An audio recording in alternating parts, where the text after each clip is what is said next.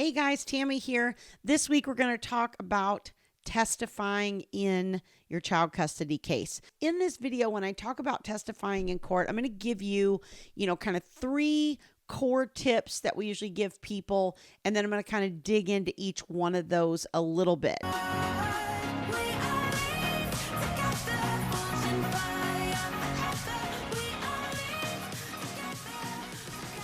Now, let me just remind you, I'm not an attorney. My late husband, Thomas, was an attorney. That's how I've learned most of my stuff. So this is just kind of, my observations throughout the years. It's not legal advice by any means. It does incorporate a lot of Thomas's philosophy into this.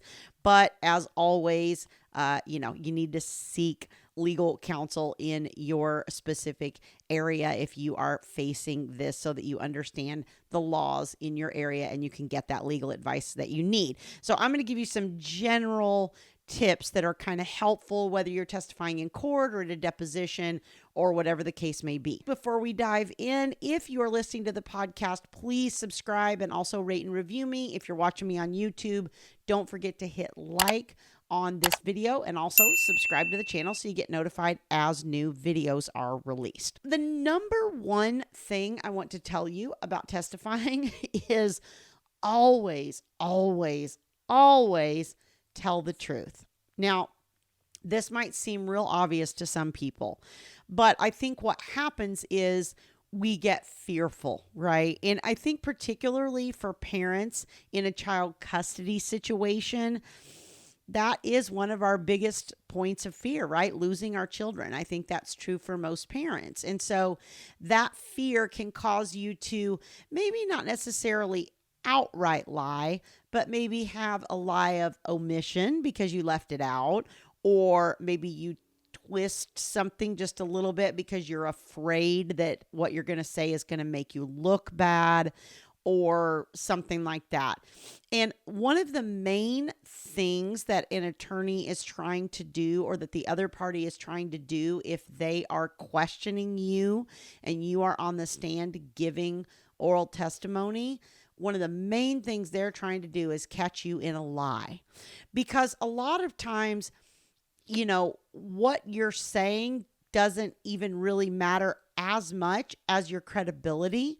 And so if I can pull apart your credibility in one area, whatever area that is, now I've suddenly put doubt in the judge's mind as to, well, are you lying about other areas? It's real important for your own peace of mind as well as for your case that you tell the truth. Your attorney would much rather you tell the truth and then let them clean up whatever issue that truth creates than for you to try to twist it or do something that really unravels your entire case. So telling the truth is always better than trying to bend the truth to make yourself look not as bad or make yourself look better. Okay. So always, always, always tell the truth. Let's talk a little bit about understanding the difference between what we call direct examination and what we call cross-examination.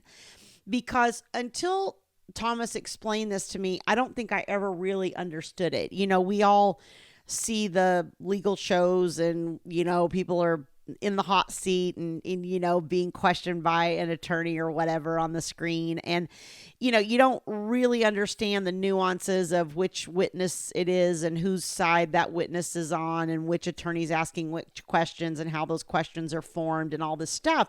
But there are rules around all of those things. So direct examination is when your attorney is questioning you or one of the witnesses that you called for the case, or that your attorney called for your side, right? People that are on your side, your attorney is going to be doing direct examination. Then opposing counsel is going to be doing what we call cross-examination, right? Where they come in and they try to pull apart, or bring things out that are negative that hurt you, right? That's what the cross-examining person is trying to do. And then your attorney can then do what we call redirect if they choose, which is where they come in and try to clean up the mess, right? And then it works in the opposite direction for the opposing party. So their attorney direct examines them, but cross-examines you. So their attorney will put them, if they're testifying, and all of their witnesses on the stand and do direct examination of them. Your attorney will get to cross-examine all of those people, and then their attorney will get to do what we call, again, redirect, where they sort of come in and try to clean up the damaging pieces of the testimony, right? You have to understand the information that the court needs, because your attorney can't lead you down that path or tell you what to say or tell you how to testify. Okay, so a lot of times it's important that you go back and review specific incidences, review specific dates, review your document log, review communications on the parenting app, like whatever it is, because you're going to need to be able to bring that information yourself. Your attorney cannot tell you what to say. Okay. So that's one of the things to understand about direct. Courts are always trying to line their decisions up with the law. And so the attorneys are always trying to present the information as much as they can lined up with the law. And so we're relying on the attorney to filter that and to tell us what those things are and to direct our testimony and their questions and all of those things in that direction. A lot of times as clients, we get upset because we don't feel heard, or we felt like the judge needed to know that, or we wanted everybody to know that our ex did A or B. Okay, that's all emotional based. That's all an emotional based feeling and emotional based. Well, of course it's an emotional based feeling. That's what feelings are. They're emotion based, right? But those are all emotional based statements. You know, when you're wanting someone to know, or you want to make sure they understand or whatever, that is about your feelings about it. It doesn't mean that that is significant from the legal aspect of your case. And so you have to trust that attorney, your attorney, to guide you down that path, and don't fight them in what they're trying to do. If you have an attorney that you trust, that's a good attorney, you know, good reputation, doing their job, you know, realizing they're human, okay? They're all human, but we're doing the very best we can, all those kinds of things. Trust them. Trust them to lead you down that path. If you don't have that level of trust in them, you need to find a new attorney. Like, that's just the fact of it. This is a very significant issue when we're talking about child custody.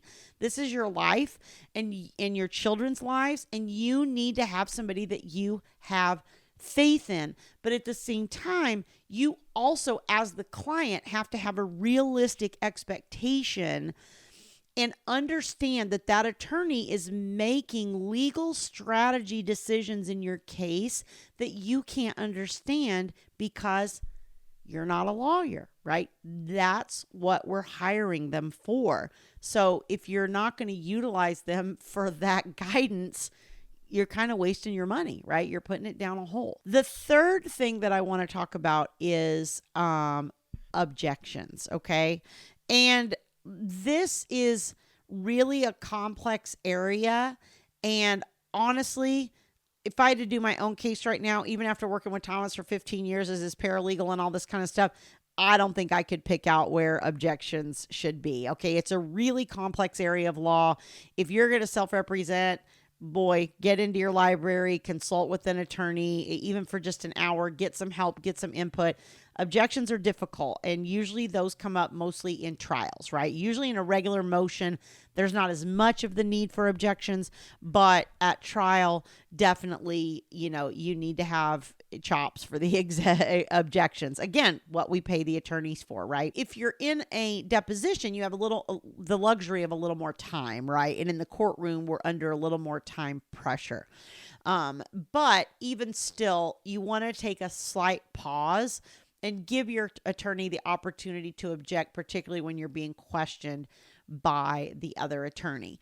Now, again, you know, when you're being questioned by the other attorney, it can really feel icky, you know, in a lot of ways, right? Because they're going, well, isn't it true you did this? And isn't it true you did that? And isn't it true that did it? And you're like, yes, yes, no, I don't know. It can feel really bad. But I don't know, or I don't recall, is a perfectly acceptable answer. I wouldn't use it, for every answer to every question. That obviously becomes suspicious. But if you really don't know, or you really can't remember, and that's the truth, then just say that. And remember that your attorney is going to get a chance to redirect. So come in and ask you for more details around things that they think that may, influence the court in regard to that question. Okay. So you don't need to be up there like worrying about certain things. Think of it of like a play. If we go to a play and there's a director, and then there's a producer, and there's a stage manager, and there's all these different roles, right? And if the stage manager or the producer are trying to be the director, it doesn't work, right? We have too many cooks in the kitchen. And that's what can happen in this situation is you try to control things to the point where you overstep your client role, and you're trying to force things onto the attorney that really you need to just step back, take a deep breath, and trust your attorney to handle it. Again, I know it's nerve-wracking. I know it can be really difficult when we're talking about our littles and we want our time with them and we're worried about them and we're worried about the situation. I understand. That's all emotional. Have a good session with your therapist or your coach or whatever leading up to that trial so that you're able to take a deep breath and let your attorney do their job. Okay. And this is why I tell people, like, when I'm coaching, the sooner I get somebody, the better it is, because I can keep you from making a lot of those mistakes in your behavior. Because ultimately, your behavior and your conduct is really what's ultimately going to carry the day. And if the other person and their conduct is really bad, then even better. It puts you even head and shoulders above them. If you can conduct yourself well and just step back and let them make the mistakes because they're not getting educated by watching videos on YouTube about how to do this, right?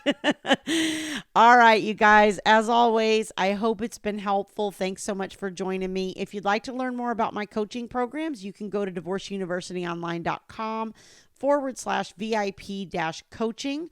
There is a link on that page where you can book a free strategy session with me, and I would love to talk to you and see how I might be able to help you on your child custody journey. See you guys later.